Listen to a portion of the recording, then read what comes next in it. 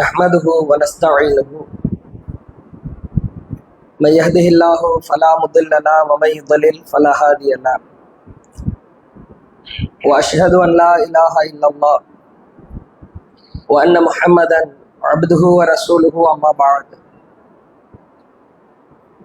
اتقوا الله الذي تساءلون به والارحام ان الله كان عليكم رقيبا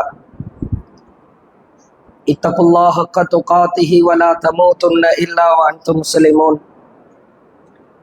اتقوا الله وقولوا قولا سديدا يصلح لكم اعمالكم ويغفر لكم ذنوبكم ومن يطع الله ورسوله فقد فاز فوزا عظيما فان اصدق الحديث كتاب الله واحسن الهدي هدي محمد وشر الأمور محدثاتها وكل محدثة بدعة وكل بدعة ضلالة وكل ضلالة في النار اللهم صل على محمد وعلى آل محمد كما صليت على إبراهيم وعلى آل إبراهيم إنك حميد مجيد اللهم بارك على محمد وعلى آل محمد كما باركت على إبراهيم وعلى آل إبراهيم إنك حميد مجيد.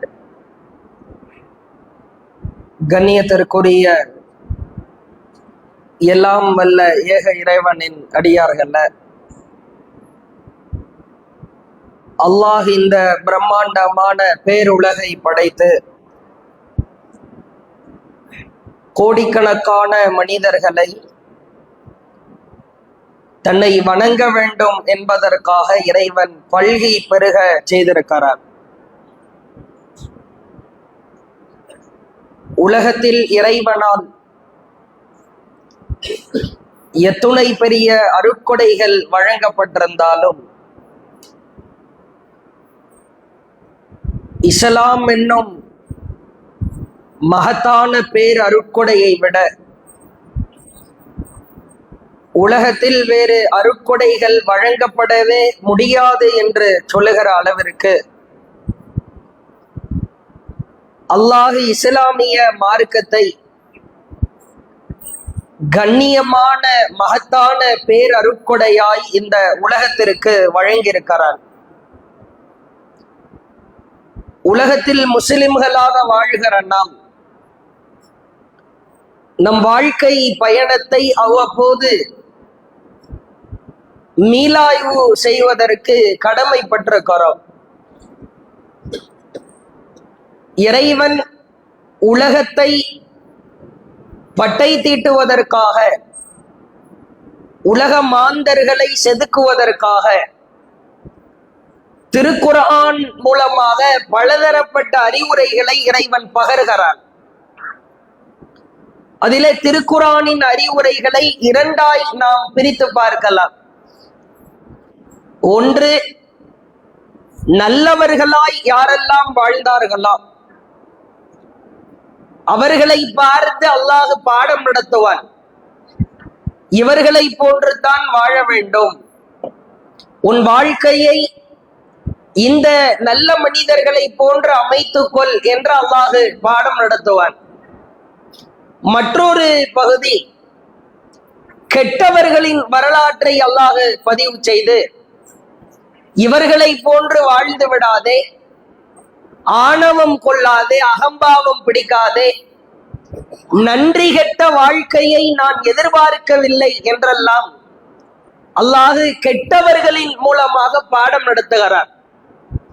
அதிலே திருக்குர்ஆனில் மிக உச்சபட்ச கேடுகட்ட குணம் படைத்த ஒரு படைப்பு குறித்து அல்லாஹ் பேசுகிறான். காரூனுடைய வரலாற்றை ஒரு 6 வசனங்களில் அல்லாஹ் தொடர்ச்சியாய் சொல்லிவிட்டு 7வதாய் அவன் வாயிலே மண்ணை அள்ளி போட்டு நிரப்பி அவனை துவம்சம் செய்து அழித்து விட்டு உலக மாந்தர்களுக்கு அல்லாஹ் பாடம் நடத்துகிறான். ரொம்ப அற்புதமான வாசகம். திருமறை குர்ஆனில் அனைவருமே எடுத்து படித்து பார்க்க வேண்டிய வசனம். 28வது அத்தியாயத்தின் 77வது வசனம். அல்லாஹ் சொல்லுகிறான், ஆட்டம் போட்டு அகம்பாவம் பிடித்த காரூனை ஒட்டுமொத்தமாய் அழித்துவிட்டு அவனுடைய அகம்பாவத்திற்கெல்லாம் முடிவுரை எழுதிவிட்டு அவனை துவம்சம் செய்துவிட்டு இப்பொழுது அல்லாஹ் உலக மாந்தர்களை அழைக்கிறான். ஒபுதகி மனிதா ஃபீமா ஆத்தா கல்லா அத்தாரல் ஆகிரா. உனக்கான வீடுகளில் காரூனை அல்லாஹ் பினிஷ் பண்ணிட்டான். இப்பொழுது மனிதர்களுக்கு பாடம் நடத்துகிறார். உனக்கான வீடுகளில் மனிதா நீ மறுமையின் வீட்டை தேடிக்கொள். அல்லாஹ் நடத்துகிற முதல் பாடம். காரூன் மறுமையின் வீட்டை தேடவில்லை, உலகத்திற்காக வாழ்ந்தான், உலக சுகபோகங்களை அனுபவிக்க ஆசைப்பட்டான். அவனை நான் அழித்து விட்டேன், அவனை போன்று நீ வாழாதே. அத்தாரல் ஆகிரா, மறுமையின் வீட்டை நீ தேடிக்கொள். இரண்டாவது அல்லாஹ் சொல்கிறான், வலா தன்ஸ நஸீபக மினத் துன்யா. மனிதா, இந்த உலகத்தில் இறைவனுக்கு செய்ய வேண்டிய பங்களிப்பு என்று உனக்கு இருக்கிற, அதை நீ மறந்து விடாதே. உன் மனைவிக்கு பங்களிப்பு செய்யலாம், உன் குடும்பத்தாருக்கு செய்யலாம், உன் பெற்றோருக்கு செய்யலாம், பிள்ளைகளுக்கு செய்யலாம், கணவனுக்கு செய்யலாம், ஊருக்கு செய்யலாம், தெருவுக்கு செய்யலாம், நீ யாருக்கு வேணாலும் செய்யலாம். ஆனால் உன் ஒவ்வொருவருக்கும் அல்லாஹ்விற்கு செய்ய வேண்டிய ஷேர், பங்களிப்பு ஒன்று இருக்கிற, அதை நீ மறந்து விடாதே. மூன்றாவது அல்லாஹ் சொல்லுகிறான்,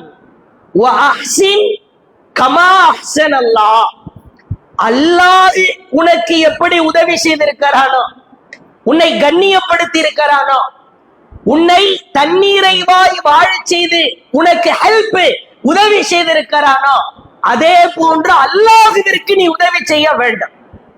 அல்லாஹ்விற்கு செய்கிற உதவி என்பது இறைவனுக்கு கட்டுப்பட்டு வாழ்வது, இறைவனுக்கு செய்ய வேண்டிய நன்மைகளை சரியாய் செய்வது.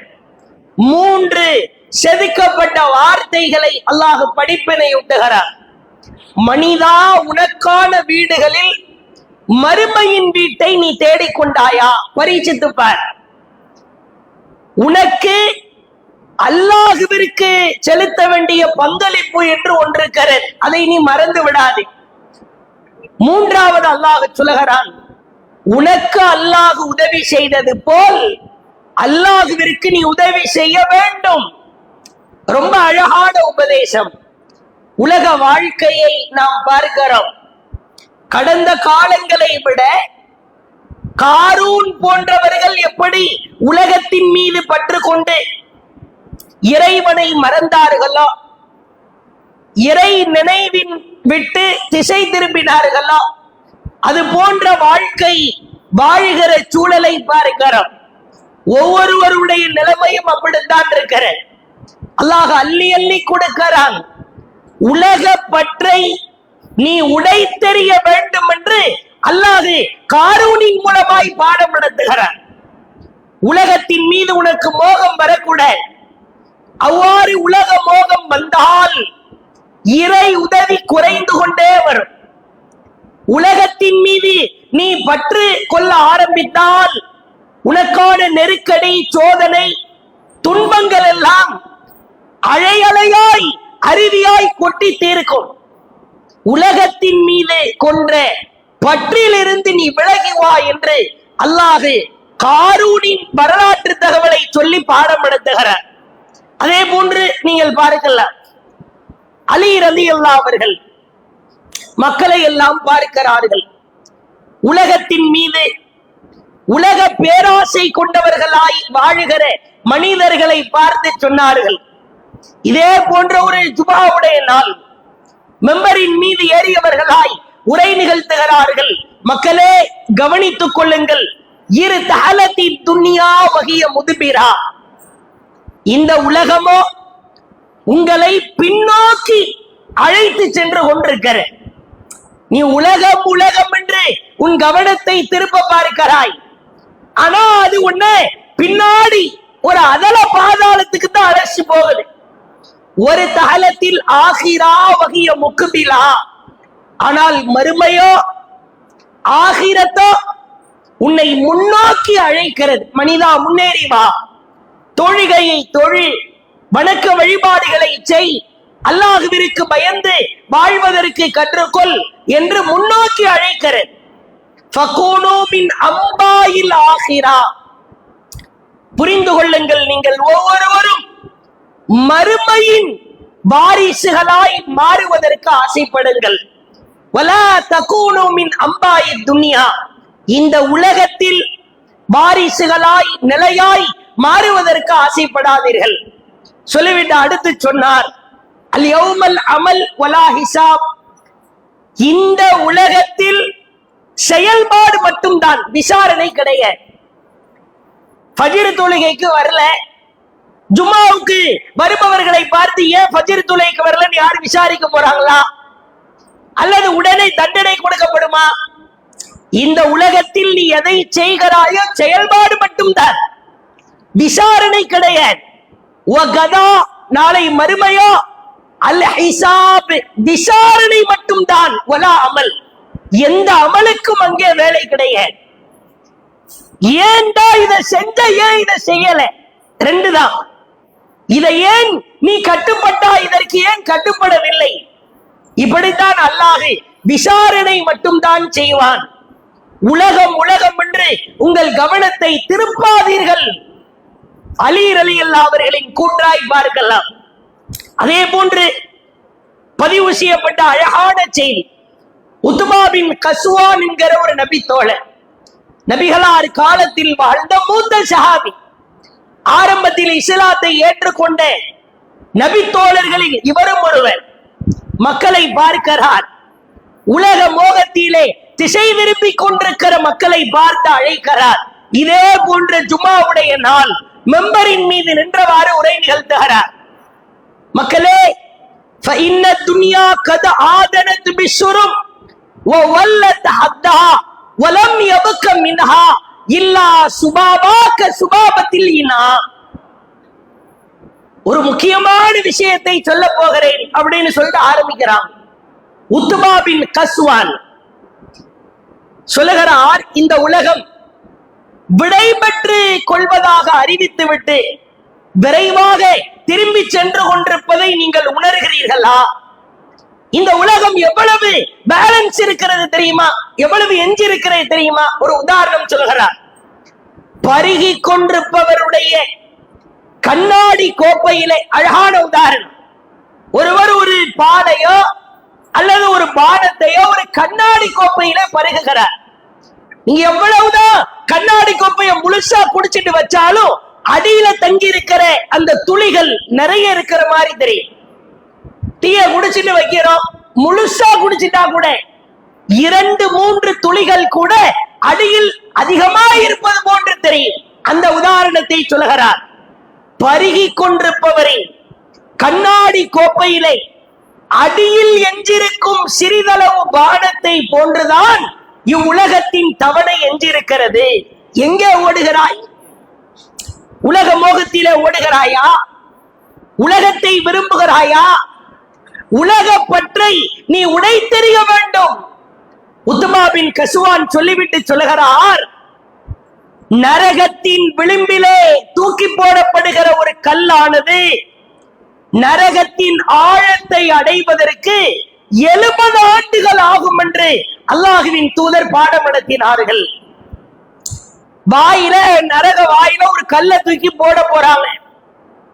அடிப்பகுதியை வந்து அடையிறதுக்கு 70 இயர்ஸ் ஆயிரும். நம்ம பிறந்திருப்போம், நரக வாயில கல்ல போட ஸ்டார்ட் பண்ணிருப்பாங்க. நம்ம வாயில மண்ணெல்லி போட்டு டெத்தாயி மௌத்தாயி நம்மளை மூடிடுவாங்க. அப்பதான் அடிப்பகுதி அதை அடை. நம் ஆண்டு, வாழ்நாள் ஆண்டு, நாம் இந்த உலகத்தில் வாழ்கிற வாழ்நாள் கணக்குத்தான் நரக வாயில போடப்படுகிற கல் ஆழத்தை அடைவதற்கு எட்டுகிற ஆண்டின் அளவு. இதை சொல்லிவிட்டு சொல்லுகிறார், அல்லாஹுவின் தூதர் காலத்தில் எங்களுக்கு உண்ணுவதற்கு உணவு இருக்க, எவ்வளவோ சாப்பிடுகிறோம். சாப்பாடு இல்லாத காரணத்தினால் இலைகளை தலைகளை நாங்கள் உண்டிருக்கிறோம். குபலா என்கிற உணவு, அது புல்லு, அதை சாப்பிட்டு இருக்கிறோம். போர்த்துவதற்கு ஆடை இருக்காது. எனக்கு ஒரு சால்வை ஒன்று கிடைத்தது. நான் மகிழ்ச்சியாய் அந்த சால்வையை பெற்றுக்கொண்டு இரண்டாய் கிழித்து சாத் இப்னு மாலிக் என்கிற என்னுடைய நண்பருக்கு அதை பங்கிட்டு கொடுத்தேன். மானத்தை மறைக்கிற ஆடை கூட இல்லாத காலத்திலே நாங்கள் வாழ்ந்தோம். அல்லாஹ்வுடைய தூதர் காலத்தில் அவர் அனுபவித்த சிரமங்களை சொல்கிறார். சென்ற ஆழமாய் சிந்தித்து பாருங்கள். ஒவ்வொருவருடைய வீடுகளிலும் அல்லாஹ் அவ்வளவு அருளை கொட்டியிருக்கிறார், பரக்கத்தை தந்திருக்கிறார். நாம் உண்ணுகிற உணவு, உடுத்துகிற உடை, ஒரு சிறுவன் அவனுக்கு உள்ளே வீடுகளுக்குள்ளே இருக்கிற ஆடைகளை பார்க்கிறோம். தனி பீரோ. வீட்டுக்குள்ள போகும்போதே காலணிகள் அவ்வளவு வைத்திருக்கிறார். ஸ்போர்ட்ஸ் ஷூ என்கிறான். திங்கக்கிழமைக்கு போடுற செருப்பு, புதன்கிழமைக்கு போடுற செருப்பு, செருப்புக்கென்றே ஒரு பீரோ இருப்பதை பார்க்கிறோம். உணவிலே பஞ்சமில்லை, உடையிலே பஞ்சமில்லை. ஒரு பெண்ணாக இருக்கிறார், அவ்வளவு ஆடைகளை வைத்திருக்கிறார். அவர்கள் அணிவார்களோ அணிய மாட்டார்களோ, அவ்வளவு அவ்வளவு அவ்வளவு அல்லாஹ் அள்ளி அள்ளி கொடுத்திருக்கிறார். உணவிலோ உடையிலோ பயன்படுத்துகிற பொருளிலோ பஞ்சமில்லை.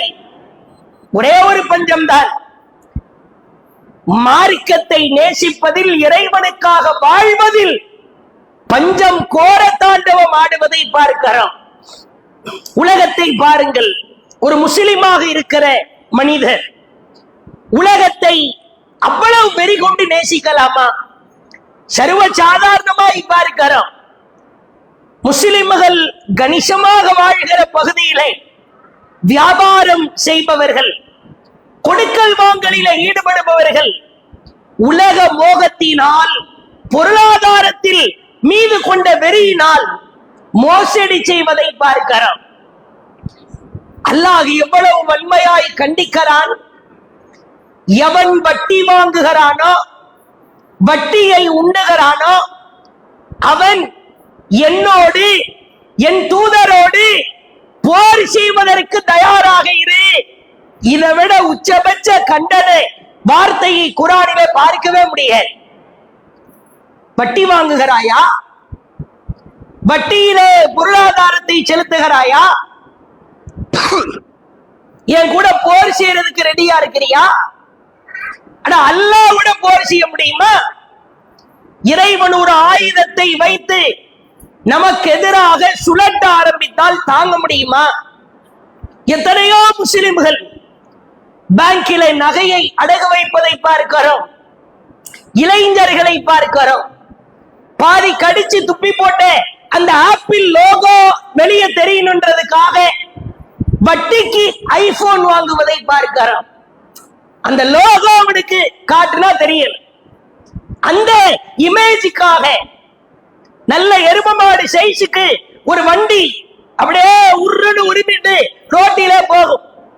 அந்த வண்டியை இஎம்ஐயிலே வாங்குவதை பார்க்கிறோம். இஎம்ஐ ஹலாலா? மார்க்கத்தில் அதுல எவ்வளவு சிக்கல் இருக்கிறது தெரியுமா? பல பேருடைய சிந்தனை என்ன? பொருளாதாரம், இந்த பொருளாதாரம் எனக்கு கணிசமாக வர வேண்டும், நான் உட்கார்ந்த இடத்திலே இருந்தாலும் லாபம் கிடைக்கிறது. பல பேர் மோசடியாளர்களாய் இருப்பதை பார்க்கிறோம். சிலர் உலக மோகத்தில் அந்த பொருளாதாரம் கிடைக்க வேண்டும் என்பதற்காக ஏமாந்து போவதை பார்க்கிறோம். முஸ்லிம்கள் கணிசமாக வாழ்கிற பகுதியிலே ஒரு குறிப்பிட்ட தொகை, 1 லட்சம் ரூபாய், மாசம் 5000 ரூபாய் லாபம் கிடைக்கும். 5 லட்சம் ரூபாய் தெரியுங்களா, 25,000 ரூபாய் லாபம் கிடைக்கும் சொல்லுகிறார்கள். பல பேரை பார்க்கிறோம். அதில அல்லாஹ் அருள் புரிந்த சில நல்லவர்களை தவிர, அல்லாஹ்விற்கு பயந்து நடப்பவர்களை தவிர பலர் மக்களின் பொருளாதாரத்தை ஏமாற்றுவதை பார்க்கிறோம். 1 லட்சம் ரூபாய்க்கு 5000 ரூபாய் கொடுக்க முடியுமா? கண்டினியூஸா கொடுக்க முடியுமா? எத்தனை பேர் மோசடி அல்லாஹுவின் தூதர் ஒரு சபையில ஏறி நின்று 3 தடவை சொன்னார்கள், மன் கஷனா ஃபலைஸ மின்னா, மன் கஷனா ஃபலைஸ மின்னா, மன் கஷனா ஃபலைஸ மின்னா. எவன் பிறரின் பொருளாதாரத்தை ஏமாற்றுகிறானோ, மோசடி செய்கிறானோ, அவன் என்னை சார்ந்தவன் அல்ல, என் மார்க்கத்தை சார்ந்தவன் அல்ல என்று கடுமையான முறையிலே அல்லாஹுவின் தூதர் போர் பிரகடனம் செய்தார்கள். ஒரு பொருளாதார ஆசை ஊட்டுகிற காரணத்தினால் பலர் எவ்வளவோ செய்திகளை பார்க்கிறோம். அட கேடு கட்டவன் வேறு ஒரு மார்க்கத்தில இருப்பவன் ஏமாற்றலாம், அவனுக்கு சட்டம் கிடையாது. நீ ஏமாற்றலாமா? ஒரு முஸ்லிம் அடுத்தவனின் பொருளாதாரத்தை 1 ரூபாய் உன் பாக்கெட்டிலே வருவதற்கு விரும்பலாமா? அல்லாஹுவின் தூதர் ஒரு சபையிலே அமர்ந்திருந்தார்கள். ரசூலுல்லாஹ் அமர்ந்திருக்கிற பொழுது நபி தோழர்களை பார்த்து சொன்னார்கள், யத்லு அலைக்கும் அல் ஆன், இப்பொழுது பாருங்கள், ரஜுல் ஒரு மனிதர் நடந்து வருவார், மின் அஹ்லில் ஜன்னா, அவர் சொர்க்கவாசிகளில் இருந்து ஒருவராவார். ஒருவர் கிராஸ் ஆவாரு, பாத்துக்கங்க, அவர் சொர்க்கவாசியில இருந்து ஒரு ஆளு. அனைவரும் அவளோடு, அவ்வளவு தோழர்களின் கேமராக்களும் அப்படியே திரும்பி விட்டது. நடந்து வருகிறார் ஒரு மனிதர், சாதாரணமா ஒளி செஞ்சுட்டு உடல்ல இருந்து தண்ணீர்ல சொட்டியவாறு கழுத்துல செருப்ப தொங்க விட்டவரா நடந்து வர்ற. சொர்க்கவாசியின் உடனே இவர்களுக்கு கவனம் எல்லாம் வேறு வகையில திரும்பியது. ஆனா தண்ணி சொட்டியவாறு கழுத்துல செருப்பு தொங்க போட்டு இப்படி ஒரு ஆளை இமேஜின் பண்ணிக்கங்க. ஒருவர் நடந்து வருகிறார். இப்படியே 3 நாள் அதே இடத்தில் அல்லாஹ்வுடைய தூதர் சொன்னாங்க, சொர்க்கவாசியில ஒரு ஆளை பார்க்கணும்னா இவரை பார்த்துக்கங்க, சொர்க்கவாசியில ஒரு ஆளை பார்க்கணும்னா இவரை பார்த்துக்கங்க. அப்துல்லாஹ் பின் அம்ர் பின் அல் ஆஸ் ரலியல்லாஹு அவர்கள், அப்படி என்ன சொர்க்கத்திற்கு செல்லுகிற வகையில் இவரிடத்தில் அப்படி என்ன நற்குணம் இருக்கிறது, கண்டுபிடித்தே ஆக வேண்டுமே என்று சொல்லி அவர்கிட்ட போய் பெர்மிஷன் கேட்கிறேன். எனக்கும் எங்க அத்தாவுக்கும் பிரச்சனை, 3 நாள் நான் வீட்டுக்கு போக மாட்டேன், உங்க வீட்டுல தங்கிக்கட்டுமா? 3 நாள் இருந்து 72 மணி நேரம் இவர் என்னென்ன காரியங்கள் செய்கிறார் என்பதை உற்று நோக்கி நாமும் சொர்க்கவாசி ஆயிரம் ஒரு பேர் ஆவல். முதல் நாள் தங்குகிறார். பெருசா எந்த அமலும் செய்யல. தஹஜ்ஜுடைய நேரத்தில் எழுந்து தொழுகிறார். பலமையா நபி தோழர்கள் கணிசமான ஆட்கள் தான் அந்த பழக்கம் உண்டு. சரி, முதல் நாள் பெருசா இல்ல, 2வது நாள் எதுவும் வேற ஏதாவது செய்வாரோ அப்படின்னு எதிர்பார்த்துக்கிட்டே இருக்கிறாரு. 2வது நாள் பெருசா எதுவும் செய்யல. 5 நேர தொழுக, திக்ர் செய்வது, தஹஜ்ஜுத் நேரத்தில் எழுந்து தொழுவது. 3வது நாளும் அதே செய்கிறார். பெரிதாக வித்தியாசமா எந்த அமலும் செய்யல. எல்லாருக்கிட்ட இருக்கிற அமல் தான் இருக்கிறது. நேர போயிட்டார். எனக்கு எங்க அத்தாவுக்கு எந்த பிரச்சனையும் கிடையாது. ரசூலுல்லாஹ் நாங்க இப்படி சபையில அமர்ந்திருக்கிற பொழுது சொர்க்கவாசிய பார்த்துக்கன்னா இவரை பார்த்துக்கன்னாங்க, அப்படி என்ன நீங்கள் செய்கிறீர்கள் என்று நோட்டமிடுவதற்காகத்தான் வந்தேன். அப்ப அவர் சொன்னார், என்னிடத்திலே விவரம் அறிந்த காலத்திலிருந்து 2 சிறப்பிற்குரிய குணத்தை நான் கொண்டேன். அந்த இதை நான் கடைபிடிக்கிறேன். அதில் ஒன்று என்ன தெரியுமா? கைர அன்னீல அஜிது ஃபி நஃப்ஸி லி அஹதி மினல் முஸ்லிமீன், எந்த ஒரு முஸ்லிமுக்கும் மோசடி செய்வதை நான் நினைத்து கூட பார்க்க மாட்டேன். அழகான வாசகம். மோசடி செய்யறது இல்லை, செய்யறதா திங்கிங் கூட வர, கற்பனை கூட வர. மோசடி செய்வதை நினைத்து கூட பார்க்க மாட்டேன். வலா அஹ்சுது, 2வது குணம், வலா அஹ்சுது அஹதா அலா கைரி அதாஹுல்லாஹு இய்யாஹு, மற்றவர்களுக்கு அல்லாஹ் ஒரு அருட்கொடையை வழங்கிவிட்டால், பொருளாதாரத்தை கொடுத்து விட்டால், அருள் வளத்தை பொழிந்து விட்டால், ஐயோ அவனுக்கு இருக்கிறதே எனக்கு இல்லையே என்று பொறாமை கொண்டு நான் பார்க்க மாட்டேன். என்கிட்ட இருக்கிறத வச்சு வாழ்ந்துக்குவேன். அவனுக்கு அல்லாஹ் அள்ளி அள்ளி கொடுக்கிறானே.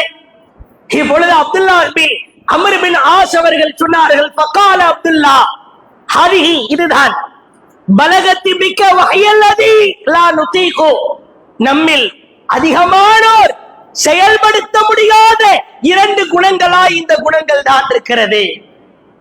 எவனை பார்த்தாலும் பொறாம, அவன் அப்படி வாழ்கிறான், இவன் இப்படி வாழ்கிறான், இவனுக்கு அல்லாஹ் இவ்வளவு கொடுத்திருக்கிறான், ஏண்டா அண்ணாந்து பார்க்கிறாய்? வாயை மூடு, உனக்கு செய்திருக்கிற அருளை பார், அடுத்தவனை பார்க்காதே. மோசடி செய்யாமல் இருந்தால் சொர்க்கவாசிகளில் ஒருவர். ஒரு முஸ்லிம் மோசடி செய்ய மாட்டான். மறுமையில் அல்லாஹ்வின் தூதர் சொன்னார்கள், ஒரு சிலருக்கு அல்லாஹ் வித்தியாசமான தண்டனையை கொடுப்பான். எவன் மோசடி செய்தானோ, அடுத்தவனின் பொருளை அபகரித்தானோ, அவனுக்கு அல்லாஹ் ஒரு இரும்பு கொடி ஒன்றை இஸ்திகியோமல் கியாமா, அவன் மலம் கழிக்கிற துவாரத்திலே குத்தி அடையாளம் காட்டுவான். கேவலத்தின் உச்சம். எங்கெங்கெல்லாமோ அல்லாஹ் குத்தி இருக்கலாம், வாயில குத்தி இருக்கலாம், உச்சம் தலையில கூட இறக்கி இருக்கலாம். உன்னை கேவலப்படுத்தல். அடுத்தவனின் பொருளாதாரம் சாதாரணமானதா? அடுத்தவனுடைய காசுக்கு ஆசைப்பட்டாயா? அப்படியே நிற்பான். அல்லாஹ்வுடைய தூதர் சொல்லிவிட்டு சொன்னார்கள், அவரவர் செய்த மோசடிக்கு தகுந்தார் போன்று அந்த கொடியின் அகலமும் நீளமும் இருக்கும். லட்சத்தை அடிச்சா அதுக்கு தண்டாப்புல கொடி ரெடி ஆகும். 1000 அடிச்சா அதுக்கு தண்டாப்புல.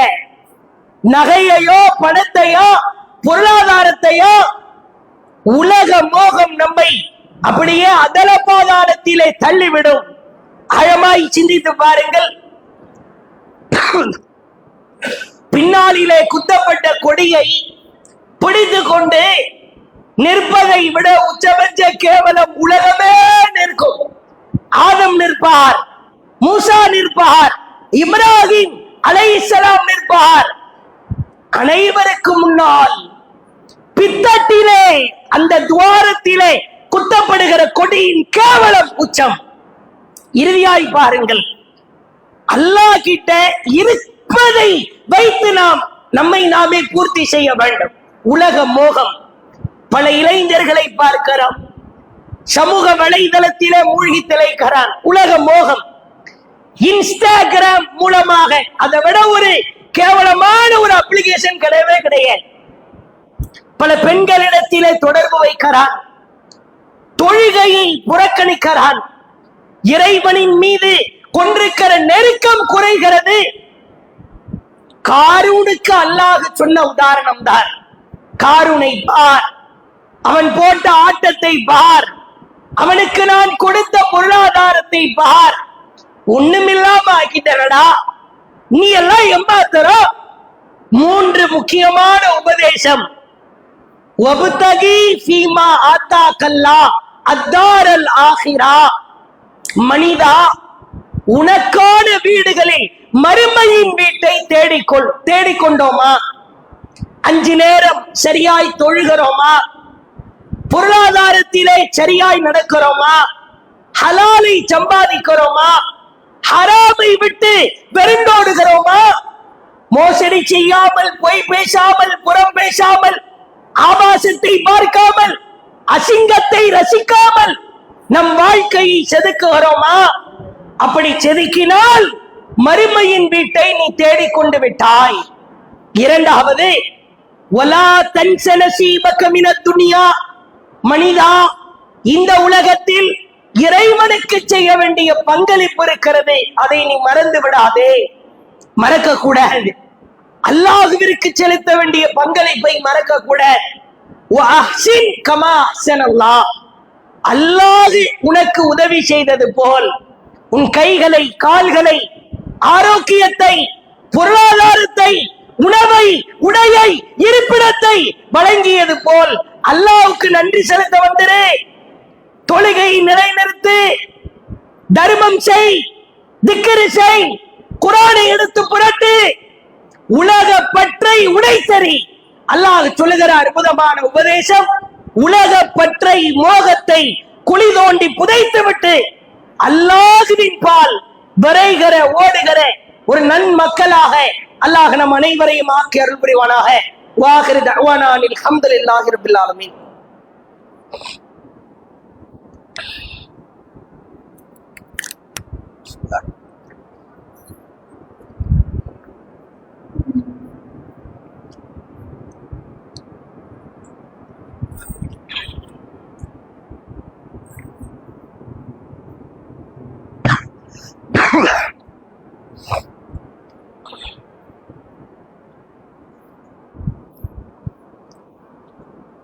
அல்ஹம்துலில்லாஹ் நஹ்மதுஹு வ நுஸல்லி அலா ரசூலிஹில் கரீம். அம்மா பஅத்.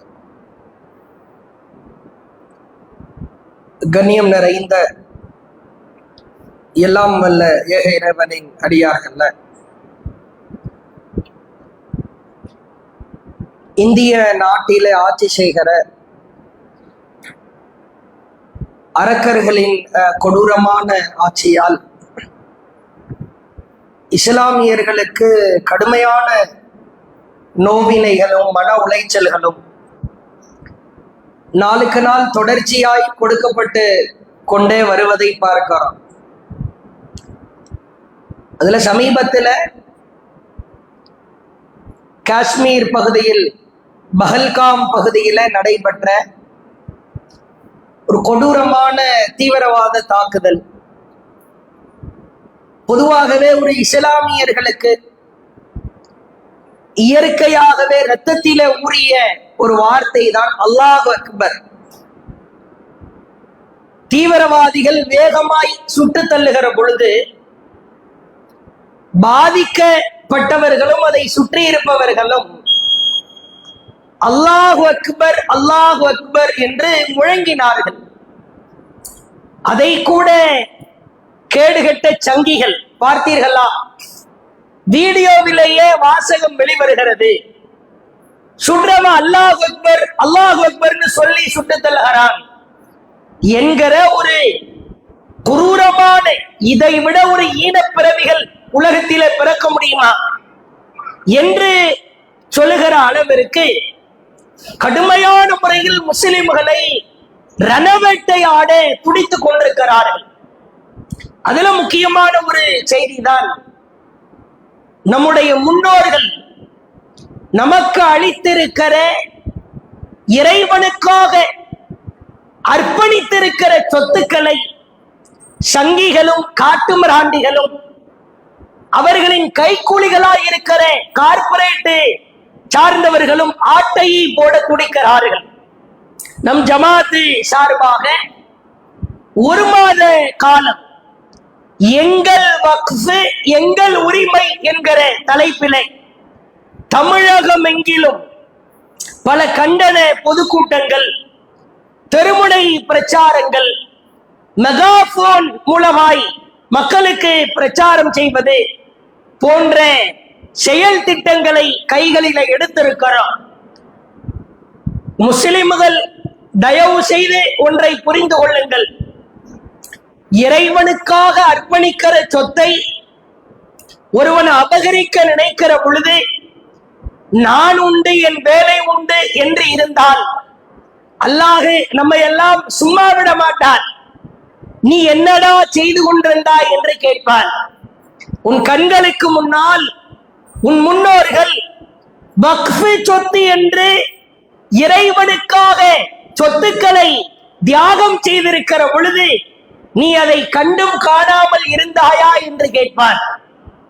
ஜமாத்து கருத்து வேறுபாடுகள், விருப்பு வெறுப்புகளை எல்லாம் களைந்து மார்க்க மசாயில் சட்டங்கள், இஸ்லாமியர்களுக்குள்ளே கருத்து வேறுபாடு சட்டங்கள், இவைகளெல்லாம் நாம் கியாமத் வரை பேசிக்கொண்டே இருப்போம். அது தனி களம். ஒட்டுமொத்த முஸ்லிம்களை அழிப்பதற்கு எதிரிகள் ஒன்றிணைகிற பொழுது இஸ்லாமியர்கள் கைகோர்க்க வேண்டிய தருணம் இது. வக்ஃபிற்காக வக்ஃப் சொத்தை ஆட்டையை போட நினைக்கும் சங்கிகளுக்கு எதிராக ஓங்கி ஒலிக்கிற குரல்கள் தான் அவர்களை பீதியிலே ஆழ்த்துகிற இஸ்லாமியர்களின் கர்ஜனையாய் அது இருக்கும்.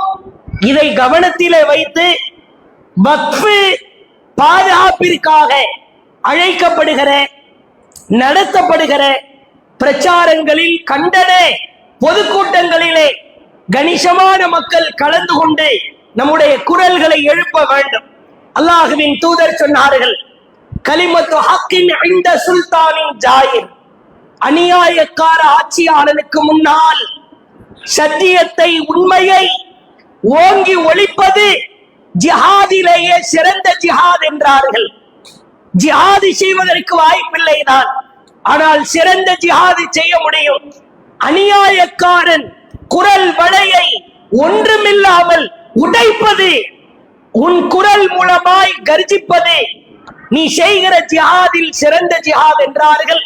அந்த அடிப்படையிலே அநியாயக்காரர்கள் நம்மை தாக்க வருகிற பொழுது அல்லாஹ்விடம் கையேந்துவோம்.